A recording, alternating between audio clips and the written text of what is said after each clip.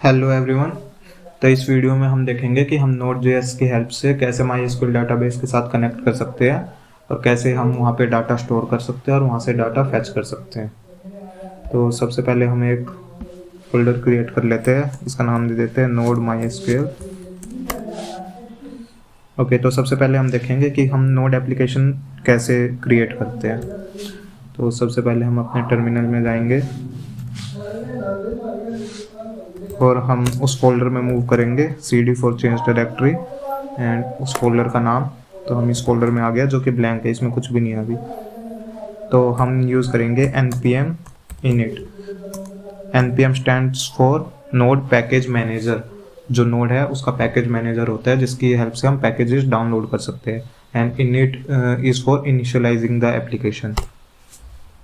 तो ये कुछ चीज़ें पूछेगा हमसे, जैसे कि पैकेज नेम हम इसका दे देते हैं नोड MySQL।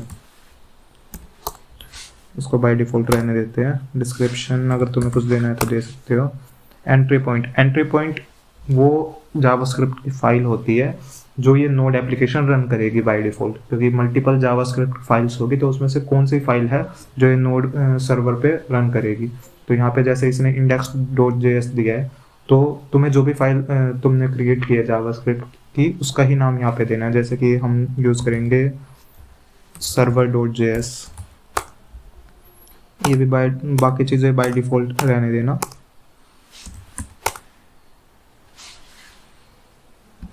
ओके, जैसे ही तुम ये क्रिएट करोगे तो यहाँ पे एक फाइल आ जाएगी package.json की। इसमें ये सारी चीज़ें मेंशन होगी जो अभी तुमने डिफाइन की है। अब यहाँ पे server.js जो हमने डाला था तो वो क्रिएट कर लेते हैं server.js। सारा कोड हम इसमें ही लिखेंगे MySQL के साथ कनेक्शन का। तो सबसे पहले हम जो npm है उसकी हेल्प से MySQL को इंस्टॉल कर लेते हैं। इसके लिए हम टाइप करेंगे npm install MySQL। जैसे ये इंस्टॉल होगा तो तुम देखोगे यहाँ पे एक फोल्डर क्रिएट हो गया नोड मॉड्यूल्स के नाम से। इस फोल्डर के अंदर सारे जितने भी पैकेजेस है जो इस सिस्टम को चाहिए एंड जो तुमने इंस्टॉल किया है जो कि MySQL। तो तुम जो भी पैकेज इंस्टॉल करोगे वो इस नोड मॉड्यूल फोल्डर में सेव होगा और इसकी सारी इंफॉर्मेशन ये जो package.json है इसके अंदर होगी कि कौन सा जो पैकेज है वो इंस्टॉल हुआ है। यहाँ पे शो हो रहा है MySQL। ओके, तो अब हम सबसे पहले अपने MySQL में लॉगिन कर लेते हैं। -u for user name and -p for password.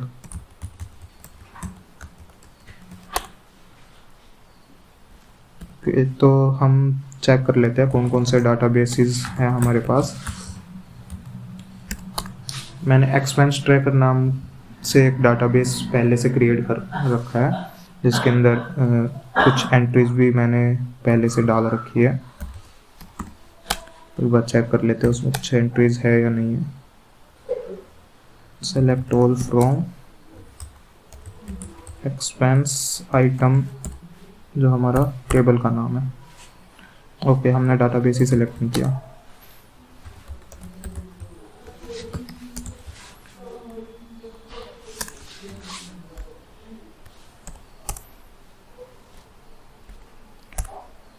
अगर अब हम देखेंगे तो एक्सपेंस आइटम जो टेबल है उसके अंदर अमाउंट, डिस्क्रिप्शन एंड कैटेगरी, तो 2 रिकॉर्ड्स यहाँ पे ऑलरेडी एडिड हैं।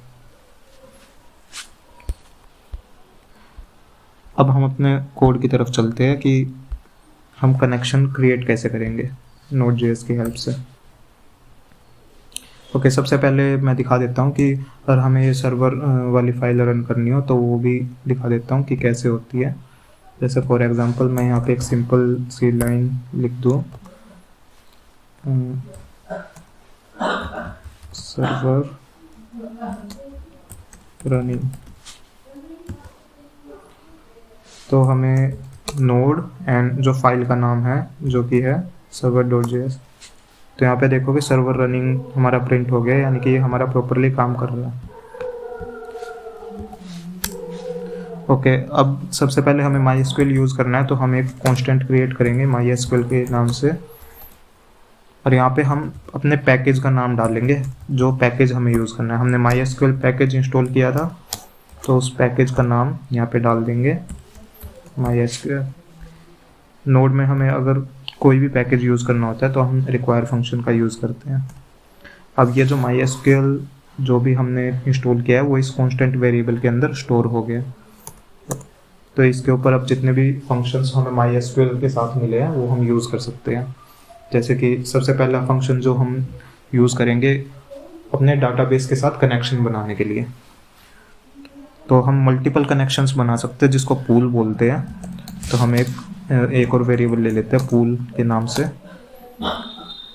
और जो हमारा MySQL वेरिएबल है उसके ऊपर हमें ये सारे फंक्शंस हैं जो हम यूज़ कर सकते हैं। क्रिएट कनेक्शन सिर्फ सिंगल कनेक्शन ही क्रिएट कर पाएगा, तो हम क्रिएट पूल का यूज़ करेंगे। यहाँ पे हम मल्टीपल कनेक्शंस क्रिएट कर सकते हैं।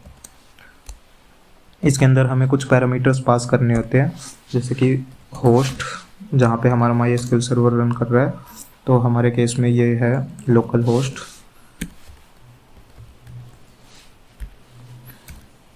एंड देन यूज़र, जो आपका यूज़र नेम एंड पासवर्ड है।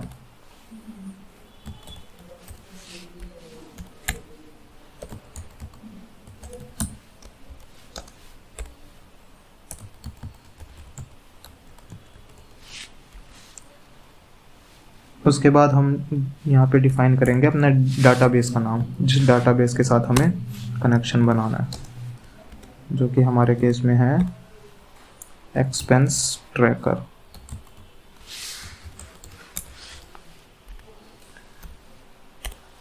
उसके बाद हम डिफाइन कर देते हैं कि हमारी कनेक्शन की लिमिट कितनी होगी।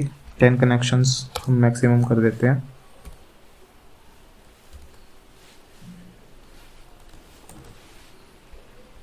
ओके, तो हमारा पूल क्रिएट हो चुका है।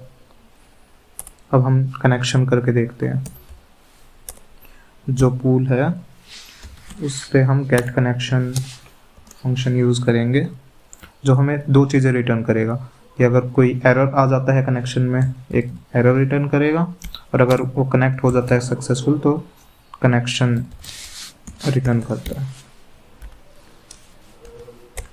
अब ये जो फंक्शन है इसमें हमें डिफाइन करना है कि एरर और कनेक्शन का हमें करना क्या है।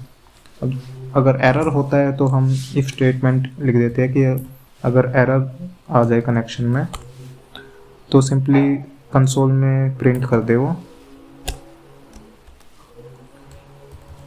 Error connecting to MySQL server, और उसके बाद जो भी एरर आएगा उस एरर को भी प्रिंट कर दे साथ में।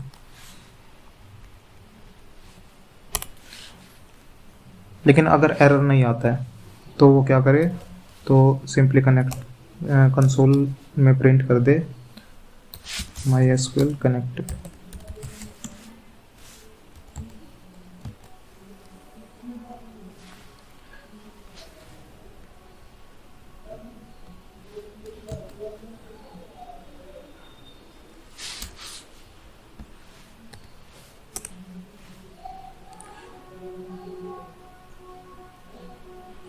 ये कुछ एरर शो कर रहा है।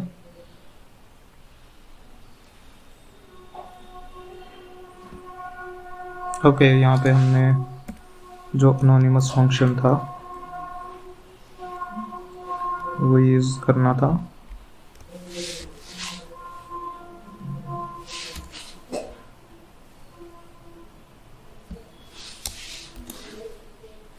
क्योंकि जावास्क्रिप्ट में हम कई सारे तरीक़ों से एक फंक्शन को डिफाइन कर सकते हैं, और सबसे सिंपलेस्ट होता है ये एरो फंक्शन बोलते हैं जिसे जावास्क्रिप्ट में।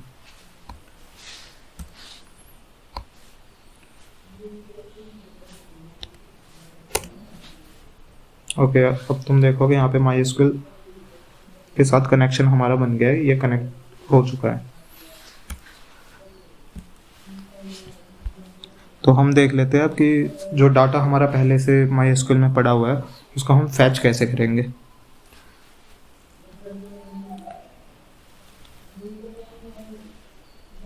कनेक्शन बनने के बाद हमारे पास कुछ फंक्शंस होते हैं जो हमारा सेकंड पैरामीटर था एरर के बाद कनेक्शन, तो उस कनेक्शन पे हमें एक फंक्शन मिलेगा क्वेरी का, जिसके अंदर हम अपनी क्वेरीज पास करेंगे जो हमारी MySQL की क्वेरीज होगी। तो जैसे कि मैं यहाँ पे क्वेरी पास करूँगा सेलेक्ट ऑल फ्रॉम, एंड जो हमारा टेबल का नाम था उस टेबल का नाम एक्सपेंस आइटम।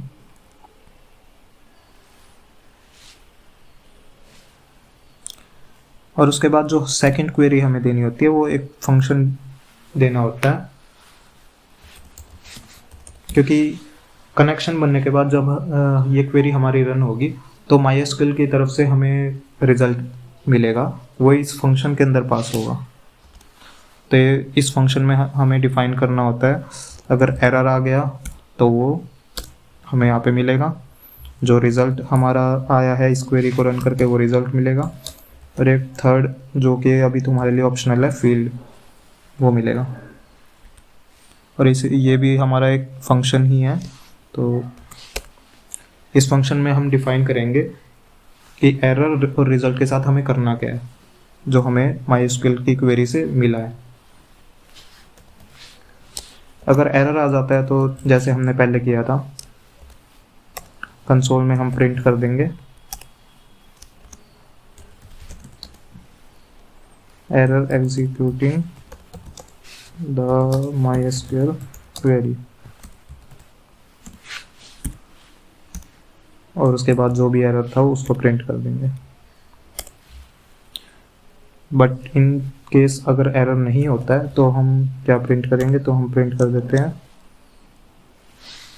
जो डाटा था वो हमें मिल गया है, तो डाटा फैच्ड, और उसके बाद जो डाटा हमें मिला है उसे हम प्रिंट करा देंगे, और वो डाटा है रिजल्ट में।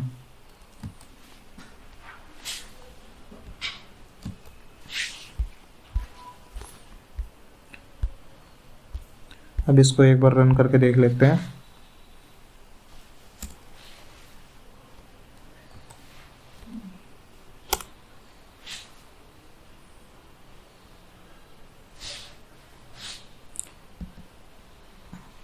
तो यहाँ पे तुम देखोगे तो MySQL के साथ कनेक्शन बन गया है, डाटा फैच हो गया है, और जो डाटा था जो यहाँ पे 1000 एंड 2000 है ये भी हमें मिल गया है। तो ये था डाटा फैच करने के लिए। अब अगर हमें डाटा इंसर्ट करना हो तो हम क्या करेंगे, अभी एक बार देख लेते हैं। जैसे हमने एक कनेक्शन डॉट क्वेरी में सेलेक्ट की क्वेरी डाली थी, इसकी जगह हम इंसर्ट वाली क्वेरी डाल देंगे।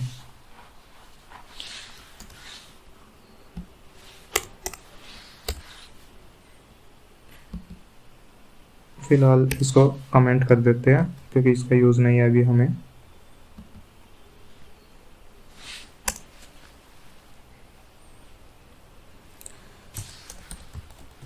MySQL की क्वेरीज तुम्हें ऑलरेडी पता होगी, तुमने पढ़ी हुई है। तो डाटा डालने के लिए हम यूज़ करते हैं इंसर्ट इनटू, जो भी तुम्हें जिस टेबल के अंदर डाटा डालना है उस टेबल का नाम, जो हमारे केस में है एक्सपेंस आइटम, देन वैल्यूज़, उसके बाद जो वैल्यूज़ तुम्हें डालनी है उसमें वो वैल्यूज़, जैसे कि हम डालते हैं 3000,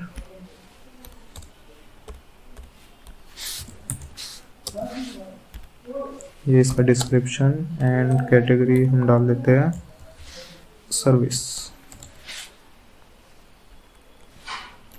और सेम जो फंक्शन था ये तुम्हें देगा एरर एंड रिजल्ट। तो अगर एरर आए तो इफ एरर, तो हम कंसोल कर देंगे error executing the MySQL query, लेकिन अगर हो जाती है तो हम यहाँ पे कंसोल में कर देंगे डाटा इंसर्टेड।